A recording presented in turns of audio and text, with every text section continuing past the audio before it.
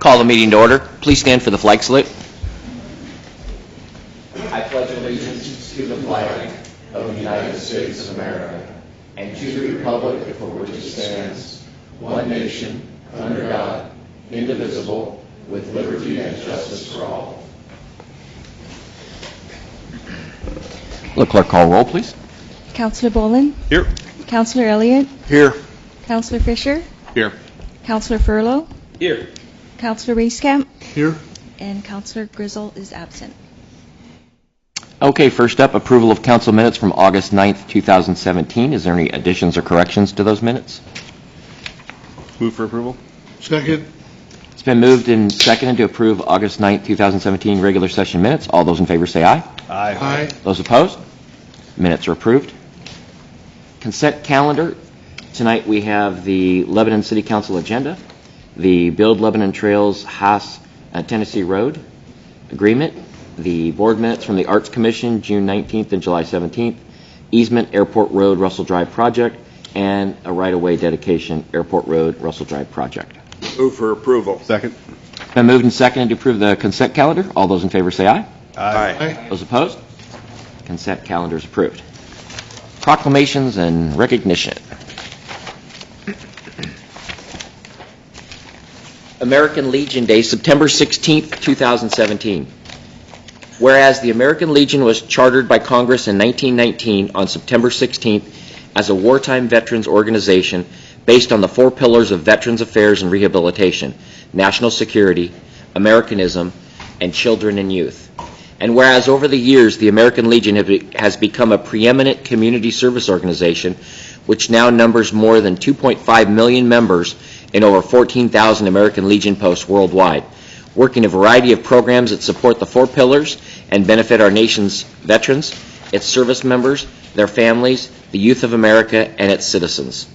And whereas the members of the American Legion are dedicated to upholding the ideals of freedom and democracy while working to make a difference in the lives of fellow Americans. And whereas the 2017 observance of American Legion Day provides an opportunity to recognize local Santiam Post number 51 and the Legionnaires in our community for their many contributions to our community. Now, therefore, I, Paul R. Aziz, Mayor of the City of Lebanon, do hereby proclaim September 16th, 2017 as American Legion Day.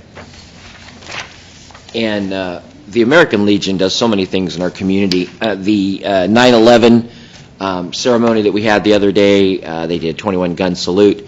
They do things like my father passed a couple years ago at the Veterans Home. They went out to his funeral site and they did a 21-gun salute for his military service. So they're a great organization and we should support them. Okay, Constitution Week, September 17th through the 23rd. Proclamation, whereas September 17th, 2017 marks the 230th anniversary of the framing of the Constitution of the United States of America by the Constitutional Convention.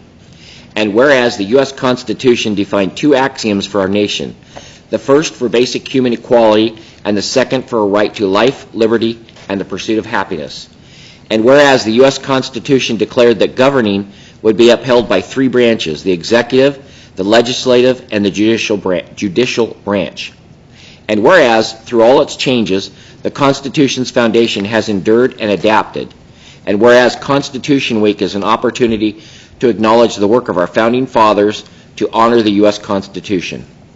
Now, therefore, I, Paul Aziz, Mayor of the City of Lebanon, do hereby proclaim September 17th through the 23rd as Constitution Week in the City of Lebanon and call this observance to the attention of all of our citizens. Fire Prevention Week, October 8th through the 14th. Whereas the City of Lebanon is committed to ensuring the safety and security of all, and whereas U.S. fire departments responded to 365,500 home fires in 2015, which resulted in 2,560 civilian deaths. Whereas newer homes are built with lightweight materials that burn faster, and today's furnishings produce toxic gas and smoke when ignited, making it impossible to see and breathe, contributing to having as little as 1 minute to escape from the time the smoke alarm sounds. Whereas a home fire escape plan provides the skill set and know-how to quickly and safely escape a home fire. A plan includes 2 exits from every room in the home, a path to the outside from each exit, smoke alarms in all required locations, and a designated outdoor location where everyone in the home will meet upon exiting. And whereas Lebanon's first responders are dedicated to reducing the occurrence of home fires and home fire injuries through prevention and protection and education. Whereas this year's theme of Every Second Counts, Plan 2 Ways Out, effectively serves to educate the public about the vital importance of developing a home fire escape plan.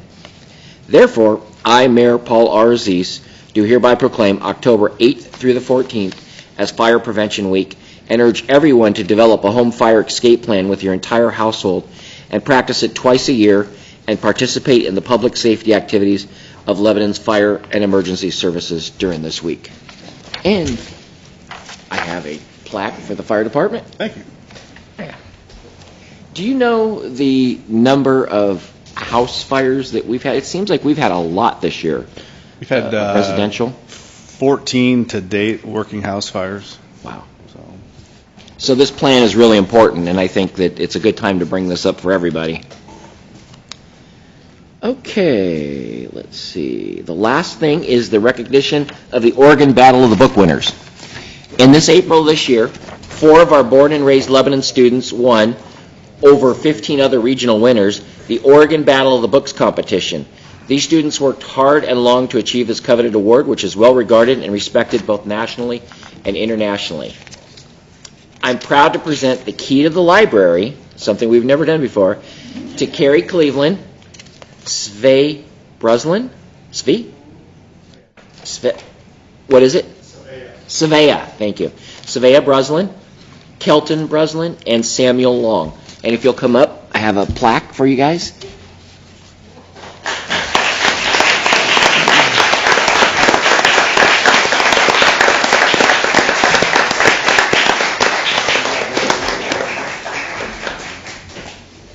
Good job.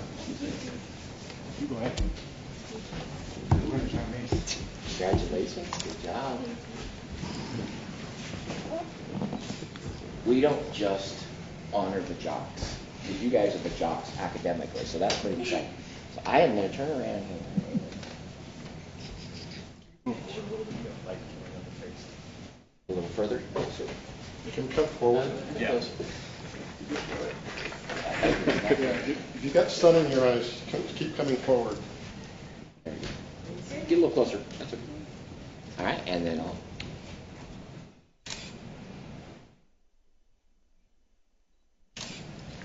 right, and there you guys go. You share that. Now that does not come off, and you really can't use it. But it's honorary. Thank you guys. Good job.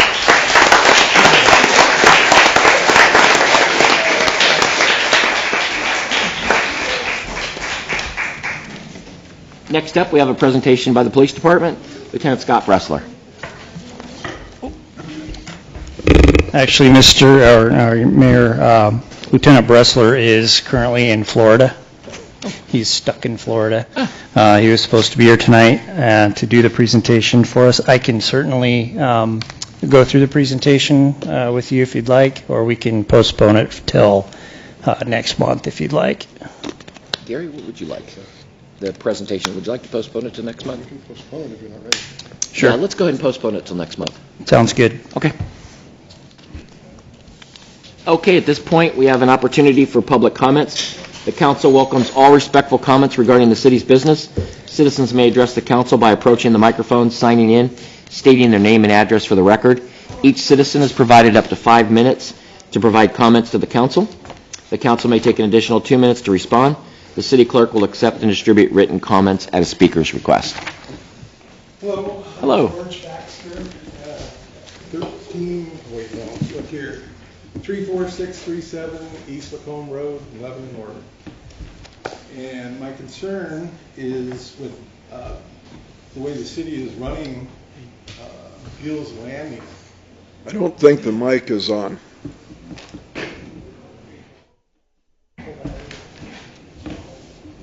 Okay. I've been wanting to go camping there pretty much all summer long, and so I've been driving through it, and I mean, I must have gone through there probably 15 times and can never find a camp spot. And so I talked to the camp host, and she said that you're probably not going to, that it's pretty full all the time. And so I kept looking, kept going through, and finally I went over and looked at the board that they have over there, and there's 22 campgrounds in there. And of those 22, 11 of them are people that are living there. There's supposed to be a 14-day limit. But these people are living there unconditionally. It's, month to month, I don't know. But there's no date when they're going to leave. And so there's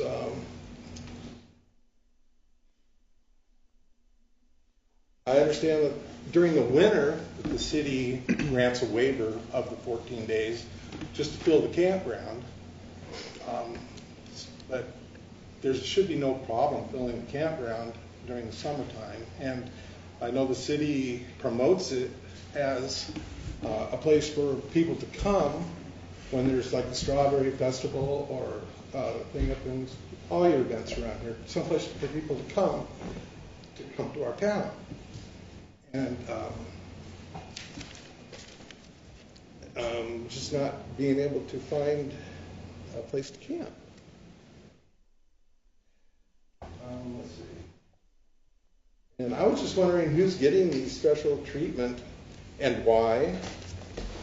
And I went to City Hall to try to get answers, and the lady there gave the numbers about the 9 waivers and how many people were actually living there, which was 11. But she didn't have any more answers, so she directed me to go to Jason Williams. So I called Jason on Friday multiple times, left a message, but he still hasn't got back to me. So I thought this is where I should go. I feel like it's actually being run as a trailer park, not a campground.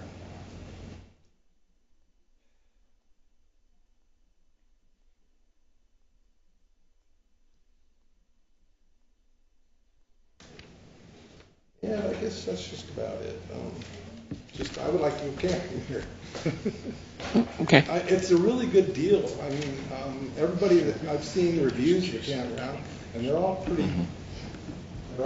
Most of them are on the high side, except for having homeless people down there and that kind of thing. But for the price, people are living there, getting their electric and everything paid for in that. I think it's like $36 or something like that, and that's a sweet deal. And that's why they should have the 14-day limit, so people aren't taking advantage of it. Okay.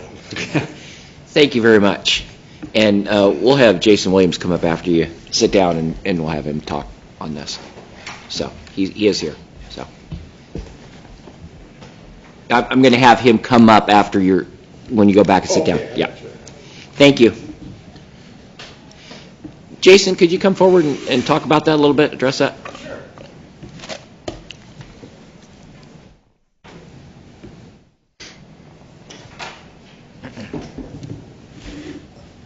Well, first I better apologize for not getting back to him, as I was on vacation last week and been digging out ever since.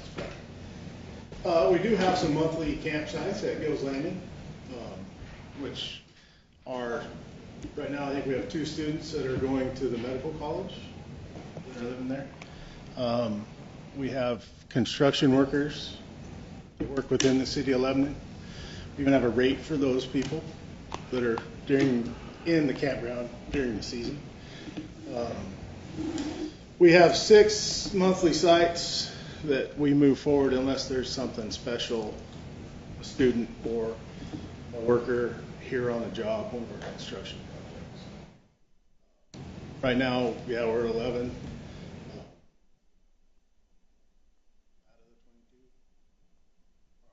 People that have been there month to month.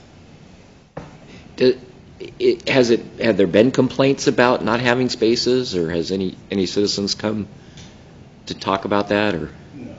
Not to me, Not this to you. is the first one. Okay. And have you heard anything from the park host at all? No, Okay. I haven't heard the complaint from the park. Okay.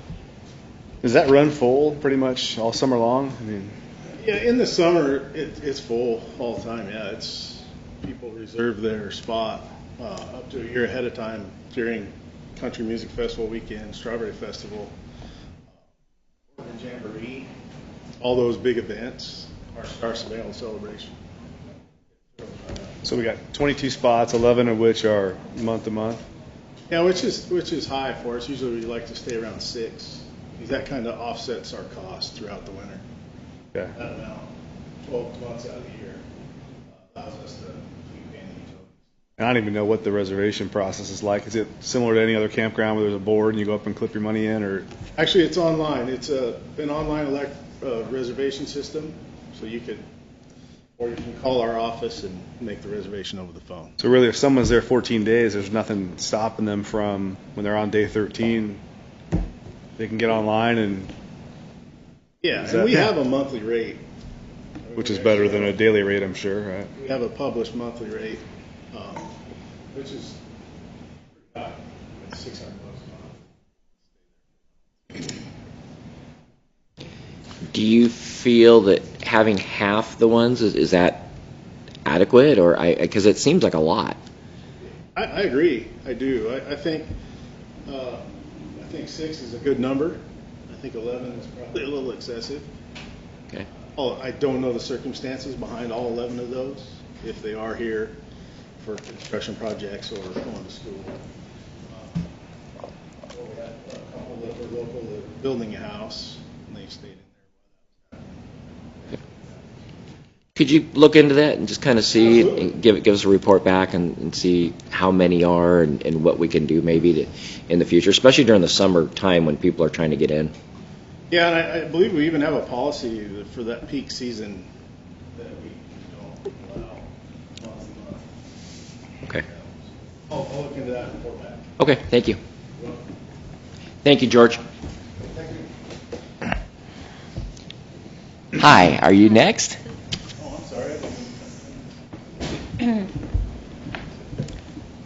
I'm Nancy Christensen, a native Oregonian. I've been in Lebanon for 17 years. I live at 240 South 7th, about a half a block from Jack's Market. And I just had a question. Oh. It used to be that I would go outside and see it would smell like something was burning. And I would look toward the sky and I would see a pink cloud. So one day I drove to see where it was coming from, and it was coming from Entech. But lately I haven't seen any emissions coming out, maybe the last year or two. So I was wondering if they've made some changes to improve the quality of the air there. Well, there's been some issues with the EPA and the Oregon EPA, and they had come in and there's kind of been this back and forth with them and the EPA, and it was about these models, not necessarily actually what's coming out of Entech, but these models that scientists have figured out that they're probably putting out too much. So, of course, Entech refutes that, and their testing has shown that it's way below the state limits. I don't know if they've changed anything in the last couple of years, but I do know that it's being looked at by the state and by Entech, and they're monitoring it, and they're trying to check that out to make sure that the air quality and that there's nothing wrong being released. But at last check, it was very, very way below the standard of what the state says. So Entech has been in full compliance at this point. It's just that some scientists came up with these new numbers and tried to apply it, and the state tried to apply it. So that's kind of where they're at right now. They're kind of going back and forth. I don't think anything that Intech emits smells like burning product. Everything that they emit is Well, I was just Pretty trying clean. to describe it, and Yeah. I don't know if that was the right word. You probably have somebody But it burning didn't trash in your smell neighborhood good. is what's going on, but Yeah, and I haven't had that, you know. But I'm a night owl, and they do it at like 2 o'clock in the morning, and I happened to go outside for something, and I could smell it. But they also did it earlier, but I just haven't had that occur. So That's probably a good thing. I just wondered if something happened that made things Yeah. better. Not sure. Okay. All right. So where should I go to get information? The department? Antec? Information about Intech. About the emissions?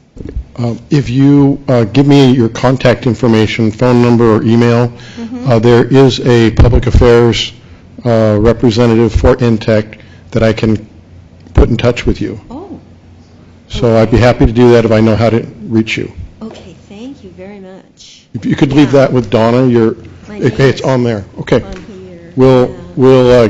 hook you up with Intech. Thank you very much. Thank you, Nancy. Thank you. Anyone else like to address council?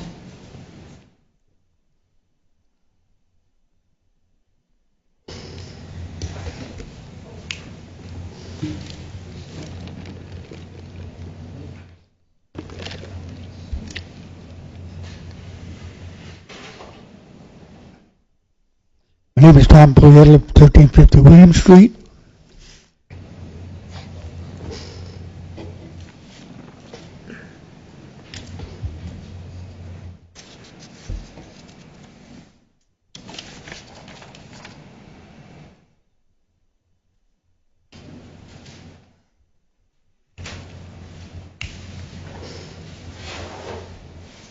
I have two things to do. I want to present a plant, but I want to bring it up to the mayor. I'm going to send it by you. You can look at it. It's for the public works.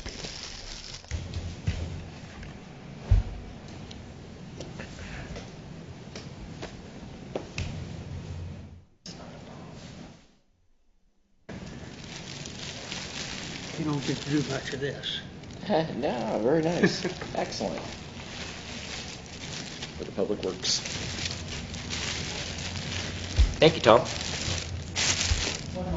It's a little poster for the Public Works Department. Okay, cool.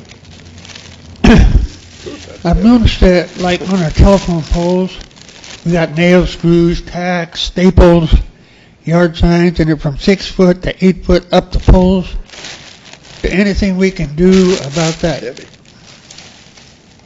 You know, for yard sales, for sales signs, but they've got nails sticking 3 inches out of the pole. Kind of a safety factor. They're dangerous. I don't know Do we have an ordinance against that? how to. I was just turning my head.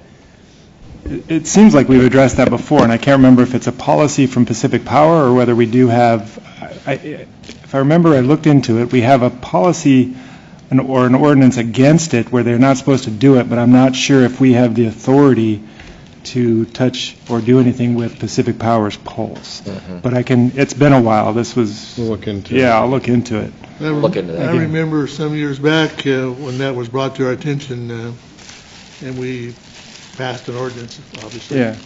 But at that time, if I remember correctly, Pacific Power was to go around to each one of their poles and remove all those. But obviously, they've been added since because there's no way to really enforce the ordinance. Yeah. But And it also depends on whether- I see them tacked on, all kinds of flyers and yard signs tacked on them, and And they just build up. And over time. I think it really is going to depend on whether Pacific Power, does CenturyTel own any of the poles? I think it's all Pacific Power. And it just depends on if they will let us do that, like you said, or if we can actually touch those poles, or if that's something that they should be doing. It seems like maintenance for them because their crews, if they have to climb those things, it's dangerous. Yeah. Well, I'd heard that they used to climb them, that's why they requested some action, but now they all use bucket trucks. Oh, okay. So they that don't it's actually kind of do a the climbing. changed environment. That's true. And that's why they went to those somewhat, Yeah, the buckets, yeah. besides the liability of climbing poles. It doesn't sound like there's as much of a danger as there used to be. It's unsightly, but Well, my point was like, when you have a nail sticking 3 inches out of the pole, and some of them are even longer than that, and somebody's riding a bicycle or somebody's, maybe two people walking along or something, I mean, I think it's important that we look into it. Also, on the yard sales, the ones that leave them up there that still have the name on them, can the city remove those or contact those people in some way because their address and phone numbers on it, or on the yard sales or the? The answer is yes. If we know about it, we can send out our code enforcement officer and have it removed. Okay. I thank you very much for your cooperation. That happened last week on a sign. Thank you. Have a good evening. Thanks, Tom. And thank you for the Public Works sign. That was nice. Anyone else?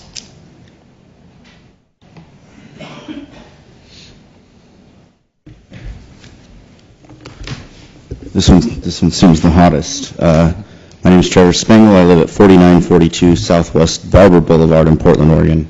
As I shared with you guys last time, I have generational roots in Lebanon, both entrepreneurially and employment-wise. Last time we talked, it was in preparation for the Swiss Summit 200-mile bicycle race. So I was able to gather some feedback from the participants, and I wanted to present them here to the City Council for you guys to have. So last time we chatted, we were at 29 participants, and I was hoping, crossing my fingers for 36. We ended up with 55 participants between both the 200-mile and the 100-mile category. 61% of those were riding in the 200-mile, 39% in the 100. Between both distance categories, we had a 73% finisher rate, which in the world of endurance sports is actually higher than it should be. We'd like to present a little bit more of a challenge, and there's opportunity to revise the route somewhat for next year. Overall, the satisfaction from the participants on the event, 82% reported that they had an incredible experience. 18% said it was great. Other options were just good, okay, and terrible. Happily, none reported that feedback. One of the questions I asked the participants was how likely they were to return for the event next year, whether or not they did finish. Recipients or participants who did finish received a custom cycling cap, and those who were unable to finish are quite upset and are back to make up for their efforts. 78% said that they're extremely likely that they'll be back next year, 17% very likely, only 4% said moderately likely, probably due to just can't plan that far ahead at this point. I asked how many were likely to bring a friend or a teammate back next year. 78% said they will be back with a teammate next year. So we're already at this point looking at doubling those numbers, be 110. The response I've seen on social media of people who were a little apprehensive to participate, they're now going, dang it, I wish I would have been a part of that. The social media has been a huge post-media campaign. It's just been really great.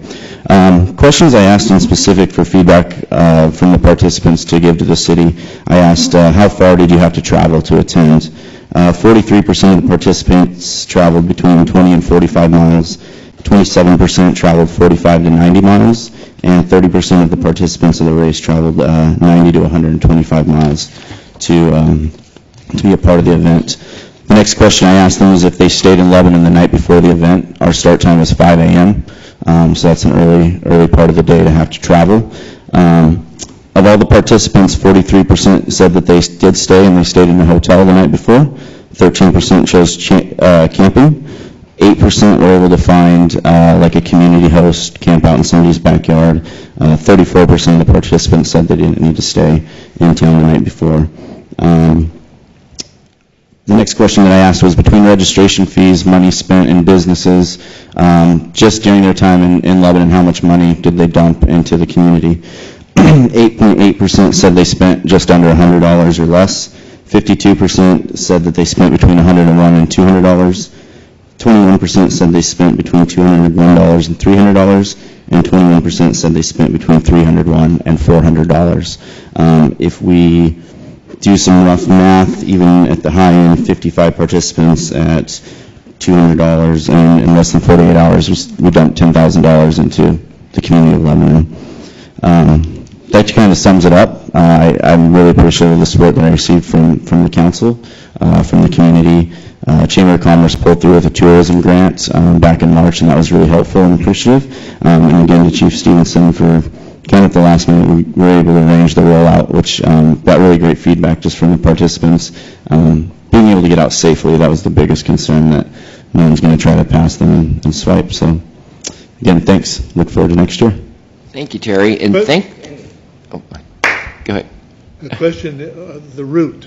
Sure. What was the direction? And So I'll give you the quick 200 miler. They started at Conversion Brewing. They went out up and over Golden Valley and basically made their way to Scio. From Scio, they went back via Marks Ridge into Lacombe and out Green Mountain, which brought them in like Berlin, Bellinger, through Waterloo, up on the backside of the lake. They went the backside of the lake, Fern Ridge, out into Sweet Home, 226 out, up and over Fern Ridge. The route split there. Some went up and over Mount Scott Road, some went up over Mountain Home Road. They dumped back into Brownsville. They raced out to Halsey, all the way on Peoria Road, back into Brownsville, and then up and over Mount Scott again, down into Sodaville, back through Crowfoot area, and then Sand Ridge.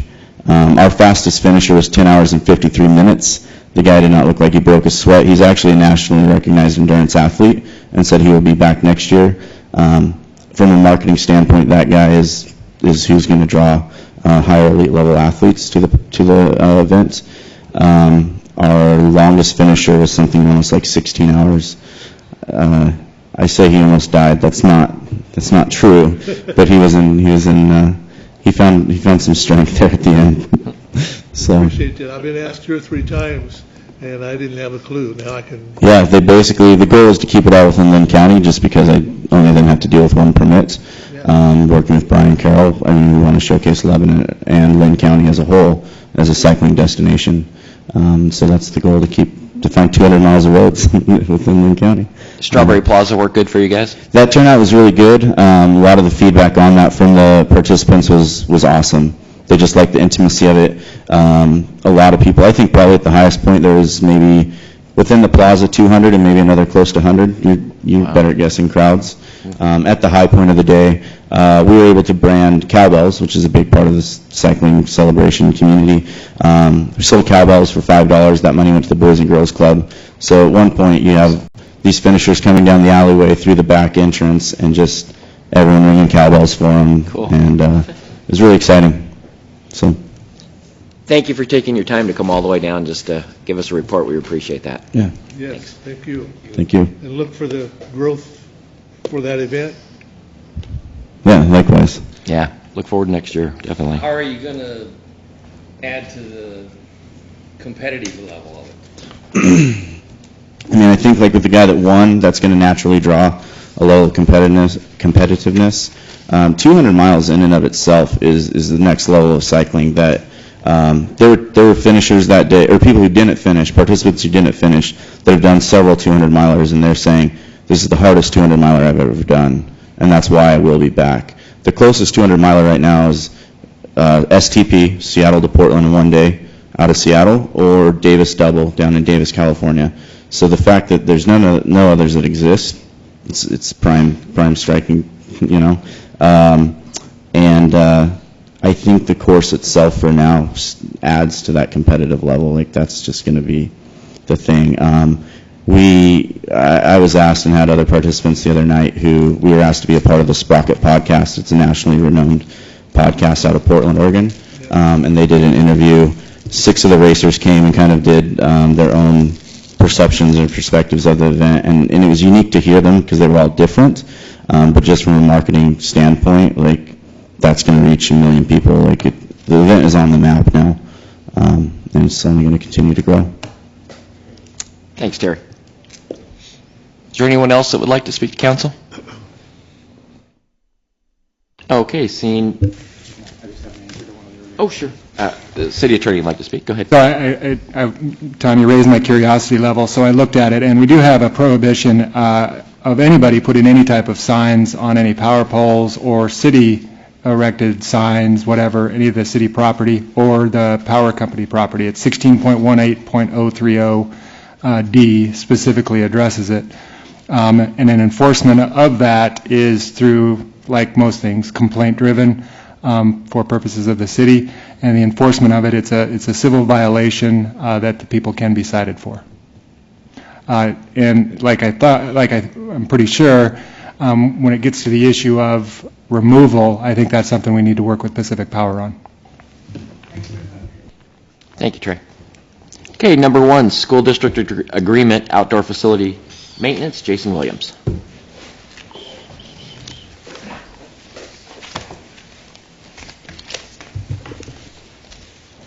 Thank you, Mr. Mayor, members of the council. For you tonight, you have an agreement created by drafted with Trey Kennedy's help.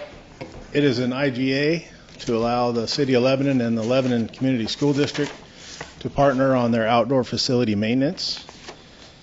The agreement has a monetary value of $100,000 to be paid to the City of Lebanon, payable in August.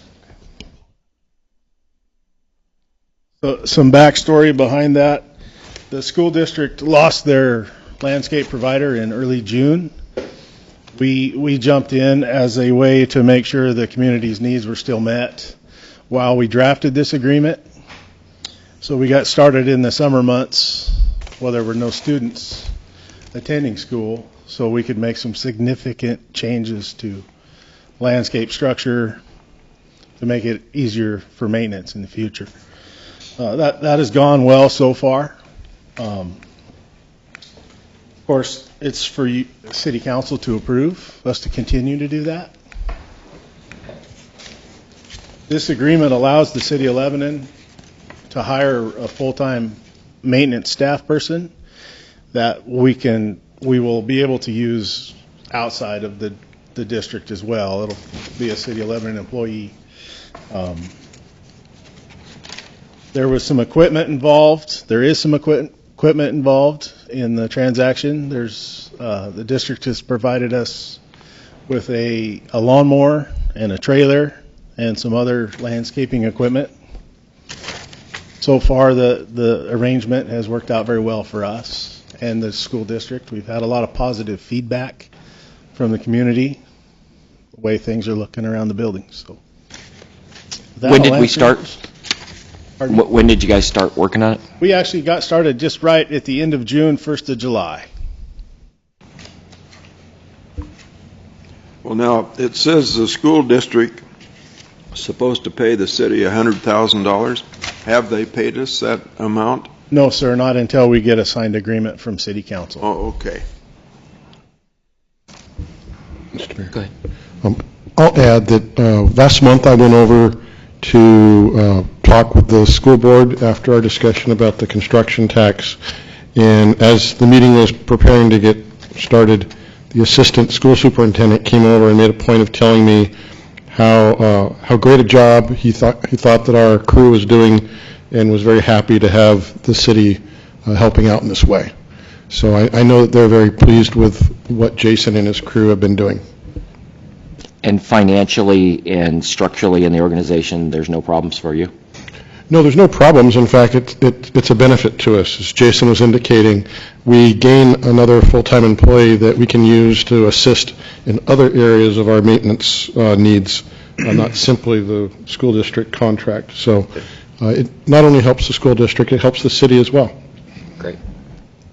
And the $100,000 is competitive with the price that the school district was paying previously? Yeah, it's identical. Any other questions? The only concern I have is that, and I'm glad it's going well, I talked to Jason, got a scoop on that, but the employee that this allows us to hire, is that employee tied to this contract year to year, or, that terrible song, Wayne. Is there any risk of the district, say, finding a new low bid, making that move, and then we no longer have this $100,000, and therefore there's an employee that, are they able to be retained, or are they going to be let go? Yeah. We're adding an employee, and we're actually adding an additional employee to the crew more than just one person will be tasked with maintaining the grounds. As we grow in this community, our needs and maintenance continue to grow. Other funding is growing too. So, yeah, there's always a risk that when you contract a service that that one party or the other will decide that they want to move in a different direction. I feel with the rate of growth we're seeing with our community and the needs that we have internally, even if the school district were to back out in a year or 2 or 3, I think our ability to continue to fund that position is going to be there anyway. So I don't think we run any risk. It's probably more like we're able to hire a position that we're going to have to hire in the next few years anyway. Right. And this just assists us doing it a little bit earlier, which, like I said, helps the entire system. And that's what I was looking for. Thanks.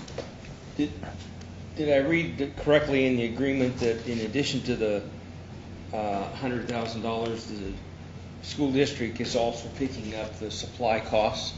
Yes, materials and services they're paying for. Right. Good. Okay. Call for motion. Move for the approval of the agreement. I'll second it.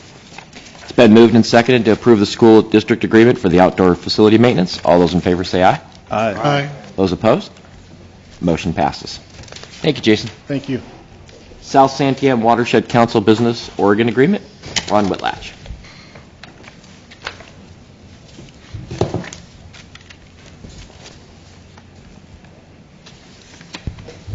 Mr. Mayor, City Council, what we have before you tonight is a request to approve a grant in the neighborhood of $29,000.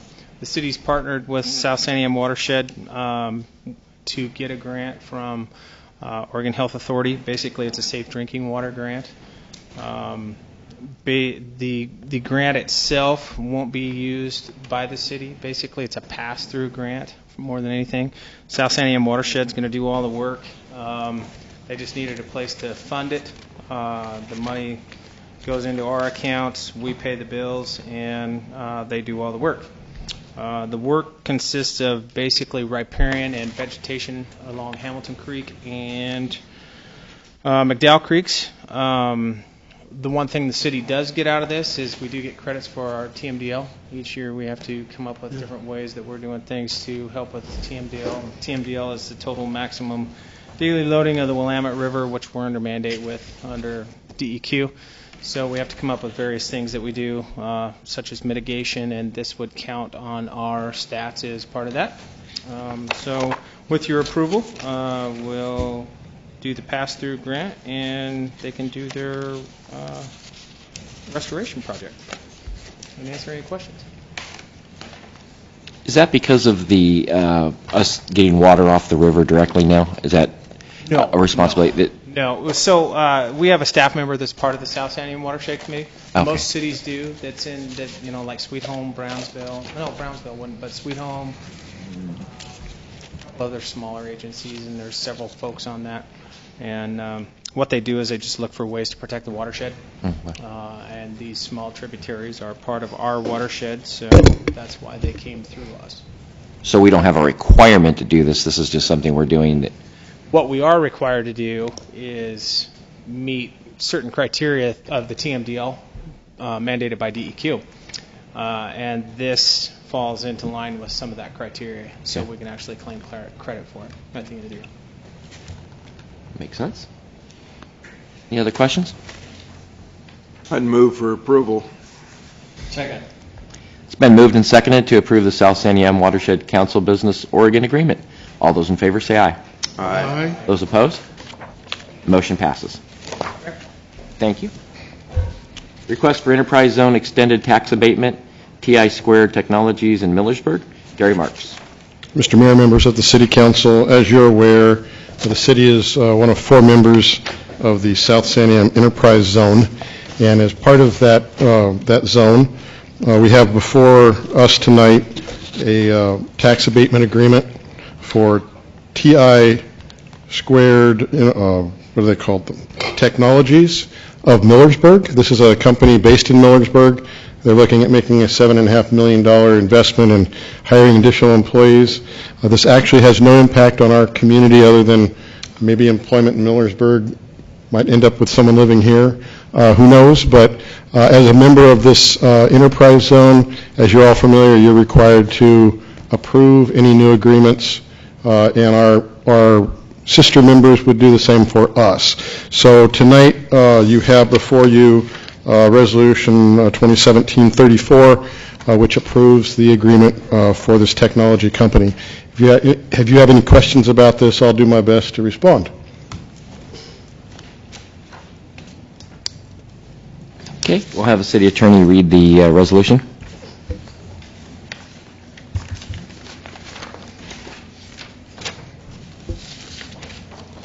Resolution number 2017-34, a resolution approving an extended property tax abatement agreement between the City of Millersburg, a co-sponsor of the South Santiam Enterprise Zone, and TI Squared Technologies, Inc. Move for approval. Second. It's been moved and seconded to approve Resolution 2017-34. All those in favor say aye. Aye. Those opposed? Resolution passes. Number 4, amending LMC 9.18.035, Exhibit A, the map depicting exclusion areas. Trey Kennedy. Thank you, Mr. Mayor, City Council. This is really just a kind of a clarification or all we're doing is amending a map to show both of the two exclusion areas. Apparently there's been some confusion because when people requested the map of the exclusion area, the only one that we had a map of was Ralston, or was the Lebanon Plaza. The reason being is that the Lebanon Plaza, when we included that in the exclusion zone, it wasn't easily identifiable by streets. So I thought it made sense to add a map, have a map for that. When the ordinance was originally adopted, we just did it by streets, the downtown area, and identified it by streets. So there was some confusion. The judge wanted to make sure that if he was going to hold somebody in contempt of court, that it was very clear where they were not supposed to be. So we decided we would just amend the code and have the map include both areas. And that's all this ordinance does. Any questions? I would move for approval of the ordinance. We'll have to have it reading first. Oh, we got to read first. Yep. Yeah, and let me say one other thing, and then I'll read it. Is there is one grammatical error in the ordinance? We can change that without moving it as amended, because it would just be a change, Scrivener's change. It's just a period after north and should be a comma. I noticed it before the meeting here. And I'll make sure that Linda or somebody notices and makes it a comma instead of a period. Ordinance Bill number 2017-15, ordinance number 2903, a bill for an ordinance amending section 9.18.035 of the Lebanon Municipal Code regarding the alcohol impact enhanced enforcement area. Move for approval. Second. It's been moved and seconded to approve ordinance bill number 2017-15. All those in favor say aye. Aye. Those opposed? The ordinance passes.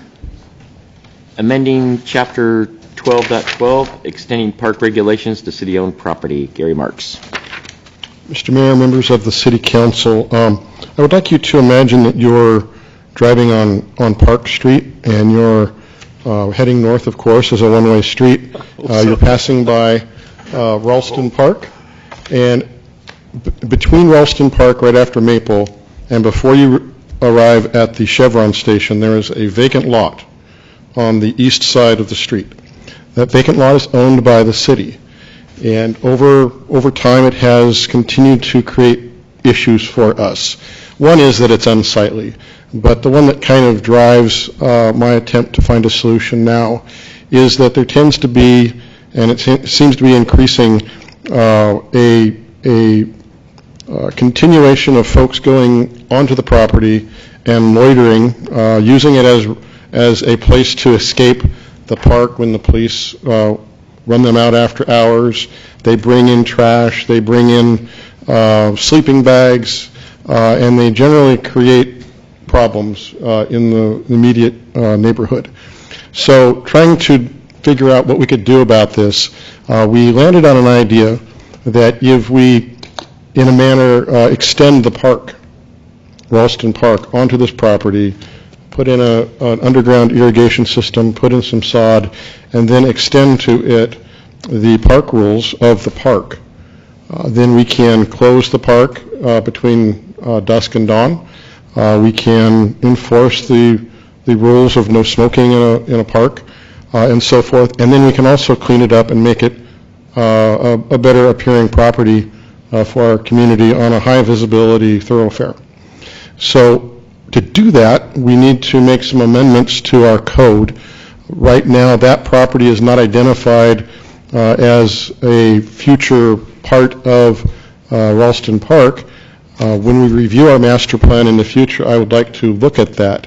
But our very crafty attorney figured out that we could, at least in the intermediate time, extend the park regulations to that property, and it would assist us to accomplish the objectives that I just outlined for you.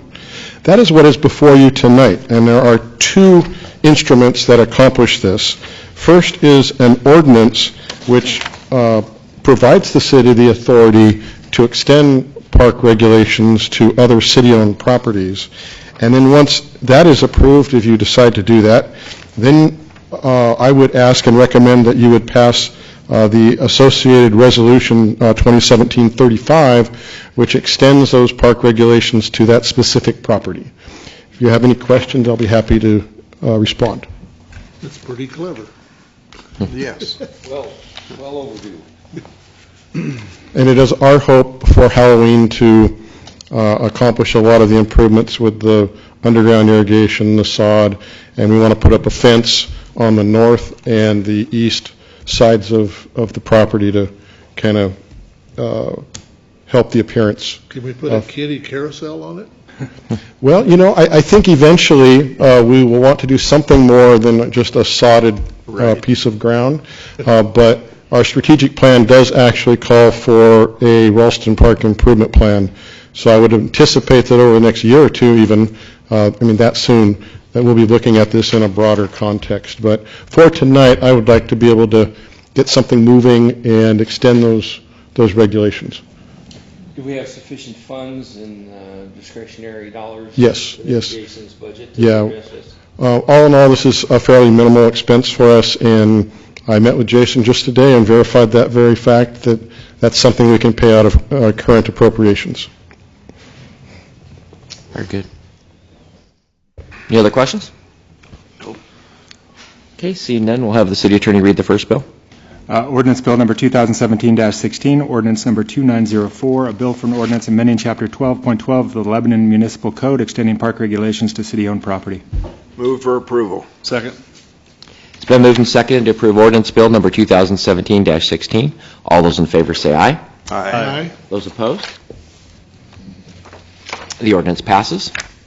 And next up, we'll have the city attorney read the next resolution. Resolution Number 2017-35, a resolution applying Municipal Code Chapter 12.12 to other city property. I'm sorry, was there any discussion on this one? I didn't think so, but I just wanted to double check. Move for approval. Second.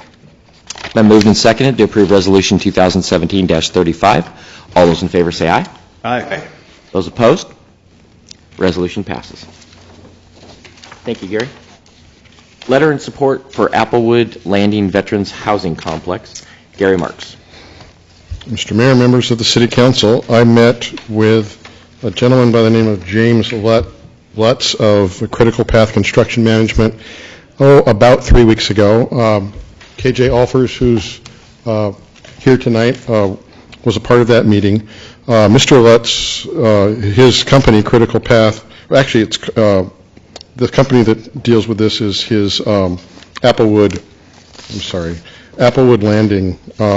Anyway, he is proposing to develop an affordable housing complex that would address the needs with a focus on veterans, but also providing housing for people with disabilities, people with drug treatment issues, and so forth.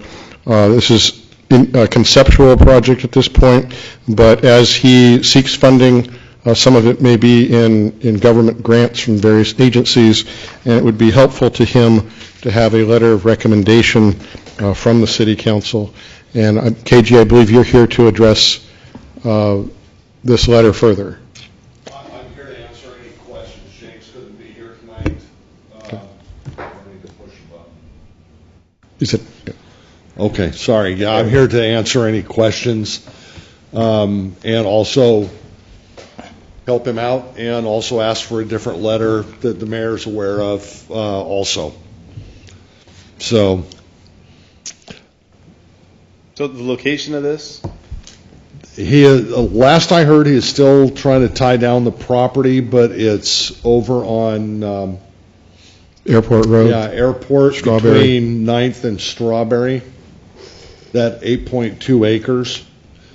And we're looking to co-locate Crossroads Communities with it. There's a 3-acre landlocked spot behind there that he's already got plans to punch through utilities to for us.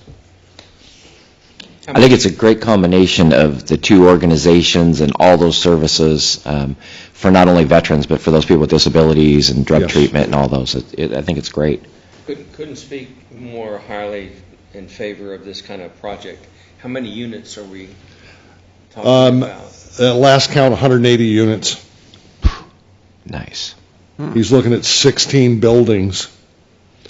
We also have plans for a community center type thing where we have provider service office space available, that sort of thing. And our goal is to have a VA health clinic on site there also, since we are going to be veteran-centric. Make it a lot easier for our folks to be able to see their providers. How sure are we of all of these pieces coming together? Our side's not a real issue. It's just a matter of when the funding starts coming through. He's about 90% there on the property, to the point where he's had engineering drawings, those sort of things brought up, that we brought to the city, as a matter of fact, to show them, and met with Gary and his crew, to include Walt and those folks. And everybody kind of gave it the dum gobby gobby. Can you go in a little more detail about the clients that will be there, how they'll be selected, where they will come from, et cetera? No. Don't have any info on it? I can tell you the type that we're targeting, but the processes are not in place yet, so I can't speak to specifics. Though we do have partnerships with a lot of agencies that will be having input into people being selected. And they're going to come from everywhere from Lynn County Mental Health, the VA, the Teen Challenge folks. From the VA home, we're working with Jeremy over there, because there's going to be some people that aren't quite ready but need help anyway. And we've arranged for them to have their caregivers come by for visits with the folks, that sort of thing. So it'll be from a myriad of people and agencies coming into us. Is there something like this in the state of Oregon already? I don't think so. Is there something like this? Is this a model of something else? This would be, especially the marriage of the two, because we're going to be able to, with his group, we're going to be able to go from ours, they're going to immediately have permanent housing available. And if they have people that need to go back for more treatment or more assistance, we're going to be co-located with them, so we'll be able to do that immediately. So in that regard, this is a pilot project. The Crossroads side of it always has been a pilot project, and marrying it together with the for-profit side of Applewood Landing, that's unique. So is this state supplemented or state funded housing? Who's paying for this? A little bit of everybody. Right now, we're waiting on several grants to come through, and we've got 2 more to go out. We're waiting on the federal congressional delegations to get their letters of support to us. We've been working with Wyden and DeFazio's office on that. One of the things I'm here to ask for is the city to do a letter directing Council of Governments to work with us on obtaining funding, help us with fundraisers, that sort of thing. They won't work with us unless one of their members directs them to. But there's a lot of assets that are there that would assist us. So we would be state, federal, and private. How about once it's completed, then, and the residents are in, who's then paying for the rent, so to speak? The rent, so to speak, it's going to be placement fees, depending on where they come from. Some of it will be private pay. Some of it we plan on, one of the things that we plan on doing is opening a restaurant in town called the Mess Hall, which will be used as a training site and a funding source. And if we do it right, it will cover about 45% of our ongoing costs. Our current plan right now is to get off the grant train within 5 years. Because if you live by the grant, you die by the grant. Sure. Okay. I just make a comment here. Sorry. James Lutz and I spoke at the Veterans Home, I don't know, a couple months ago. 6 months ago. 6 months ago? Was it that, James? Yeah, it's been a while. 6 months ago. And he had approached me and kind of explained this project. And what was interesting was KJ had talked to me about his project, and they're different, but they're very similar. Whereas James is looking at housing, and KJ is looking at kind of rehab and job training and other services for veterans and for people with disabilities. And I got these two together, and this thing just seems like a natural marriage of these two organizations. And the other interesting thing about Mr. Lutz is that he, I believe, his other job or his full-time job, he actually works for the contractor who did Boulder Falls. So pretty reputable firm, and when he started talking to me and KJ, I got very excited about it because this is something that we need. It's something that's in our vision and our plan, and the community needs this kind of. Yeah, James has been a commercial program manager, building manager for 25 years, 30 years. The other interesting thing that kind of brings it home is he is let me see if I get the right connection, the great-grandson of the person that our facility is named after. Yes, Edward C. Allworth. Yes. He's the great-grandson of. And much to his chagrin, he's the only member of his family to include his sons that have never served. And it is eating him up. And this is his way of helping to give back. Gary, did you have something you want to say? Yeah, I just wanted to say that back in October when we had Dr. Marbut here to conduct our summit on homelessness, prior to the summit, he went out into the community and did his research and developed the strategy that our coalition is now largely working off of. And one of the missing links in making our program ultimately very successful was that we didn't really have transitional housing. This fulfills that link and gives us a place, once we get someone off the streets, there's some place where they can go.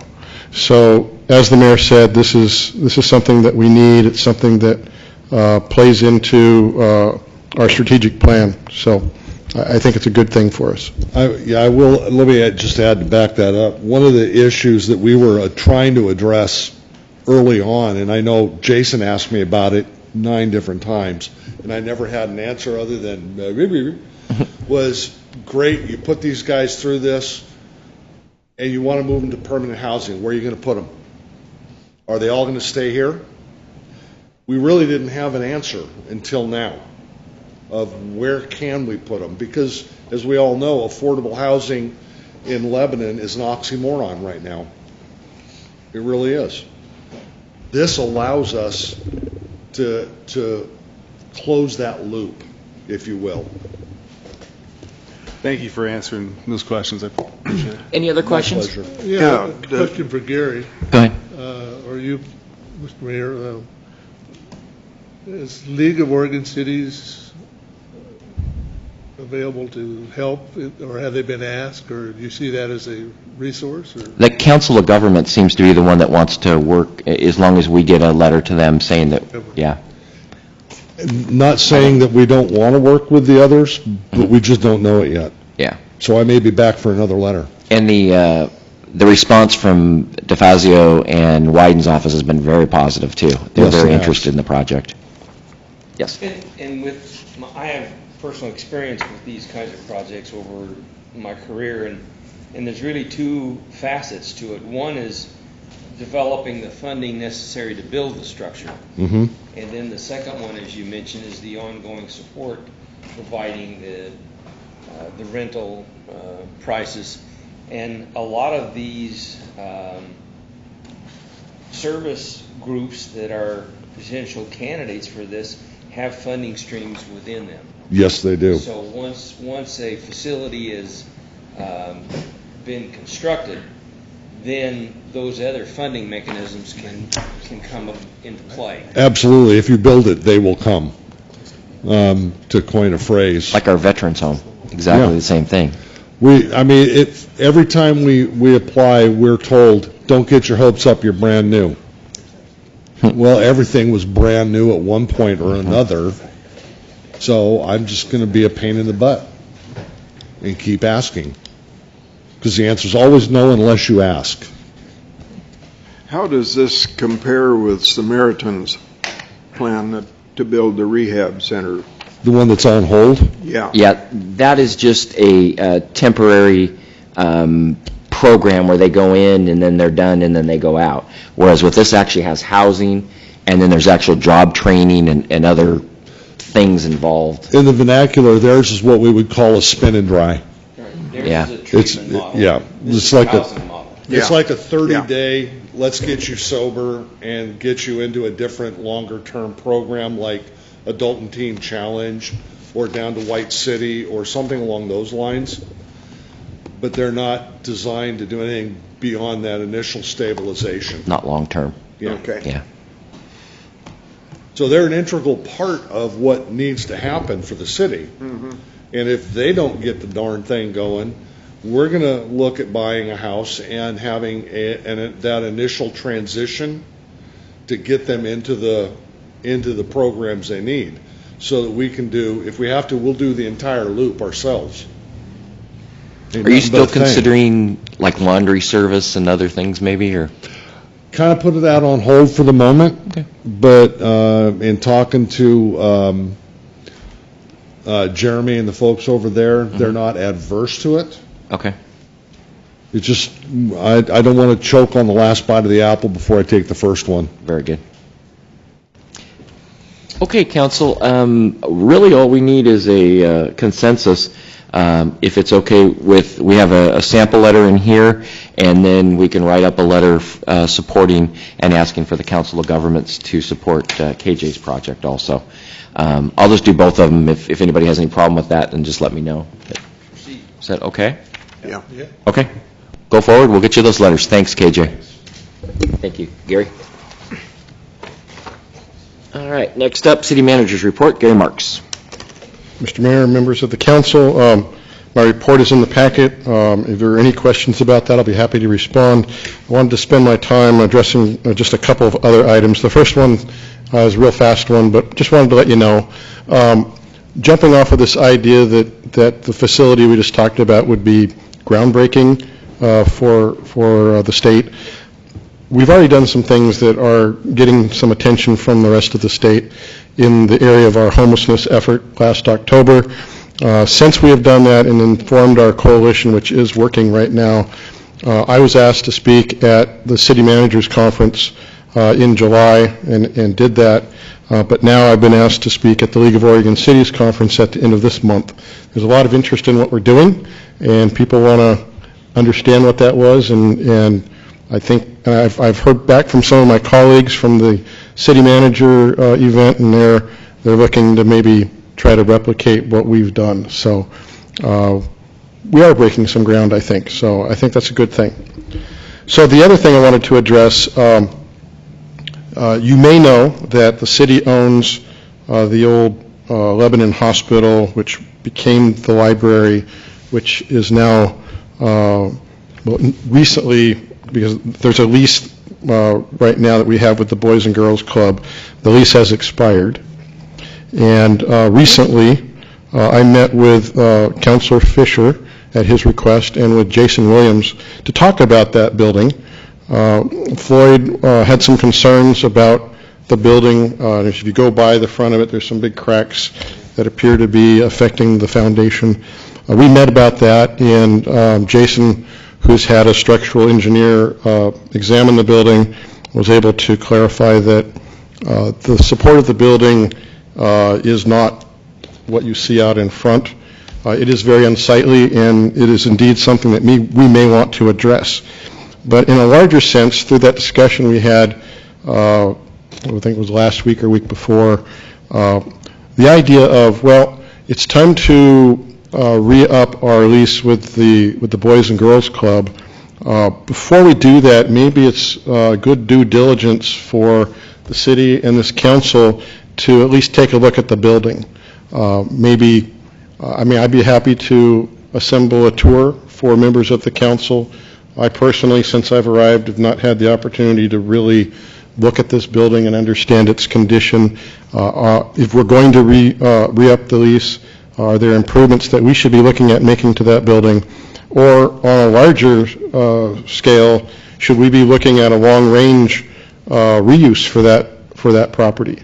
All that being said, I do want to bring back to you the lease agreement for the club at the next meeting, and I'm going to suggest that we go for a one-year lease at this point to give us some time to look at the property. But my suggestion to you, and I'd like your feedback, and if I have your support, I would like to organize a tour for you so we can all go over and get ourselves educated and understand what that property is about, and if there are some things that we ought to be aware of that need to be done to maintain it. So I'm looking for your input. I'd be all for it. Yeah, that sounds good. Yeah, I mean, I'm in the building pretty frequent, but I'll go on the tour. Okay, we'll proceed with that, and I will be bringing back a lease agreement for you at the next meeting, as I spoke of. So with that, I don't really need to say much more. And if you have any questions about the city manager report, of course, I'd be prepared to respond to any of that. Do we have that structural report in hand yet?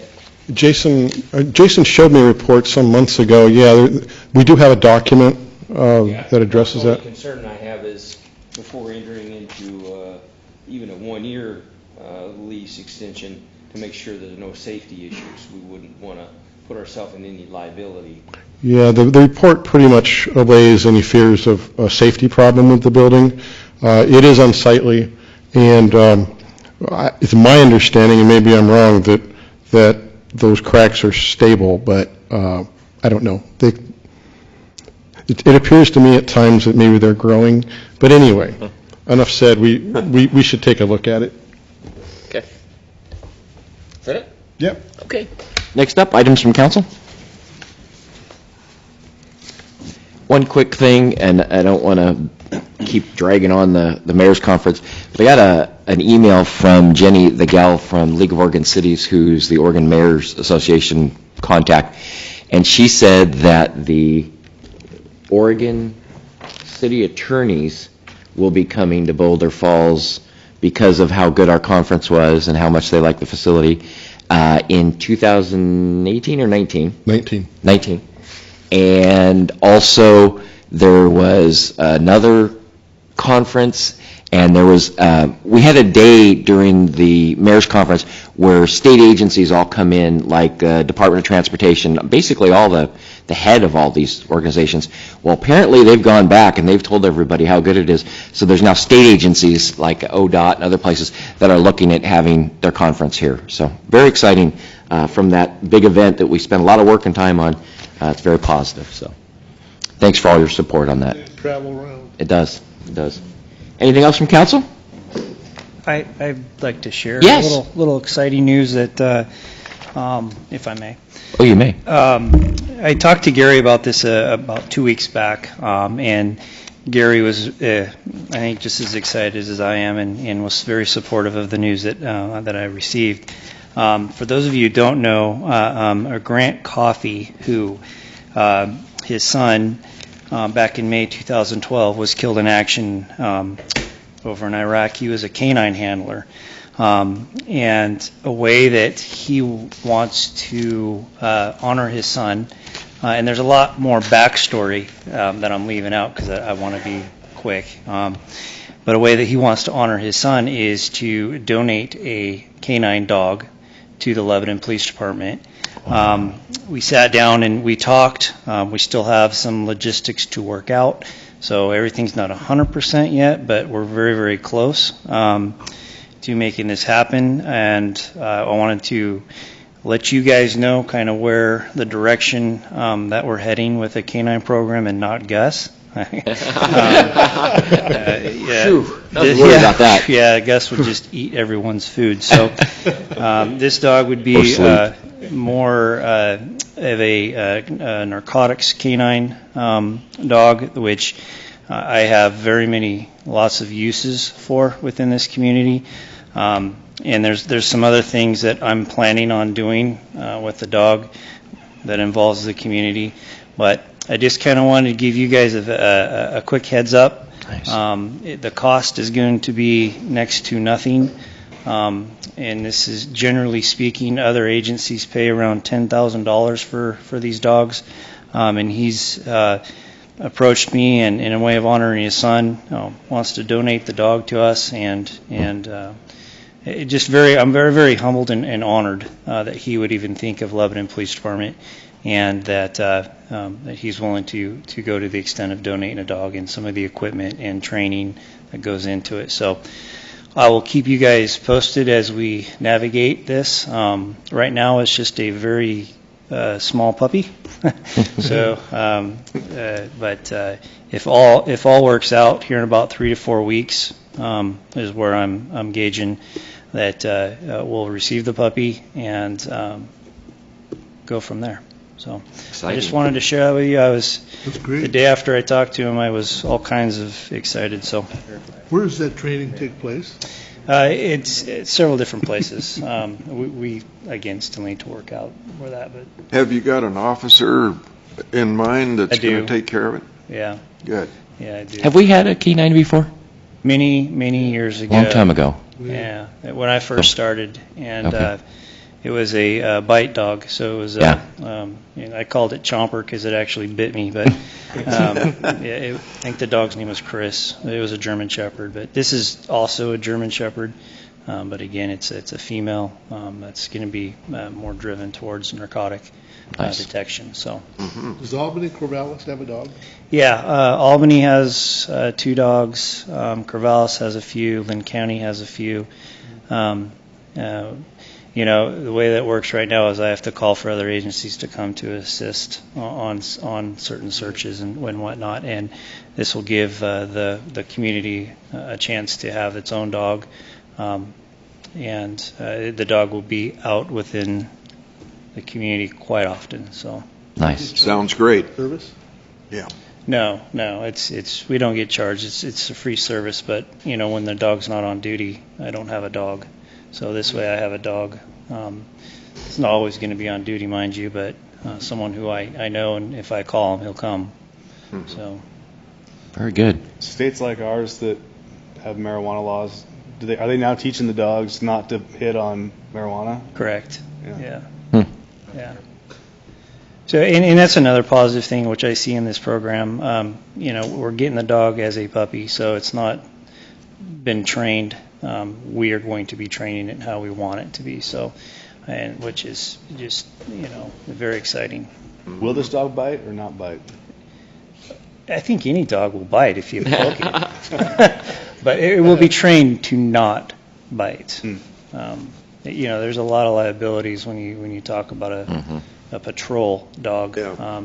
Eventually maybe we will get there. I'd like to get this program up and running to see what direction we can go from. But they're always my favorite episodes of Cops. Oh yes, they decide to run. So thank you, Chief. Very good. Yeah. Anything else from council? Another opportunity for public comments. Anybody from the public like to have an opportunity to speak? Tom?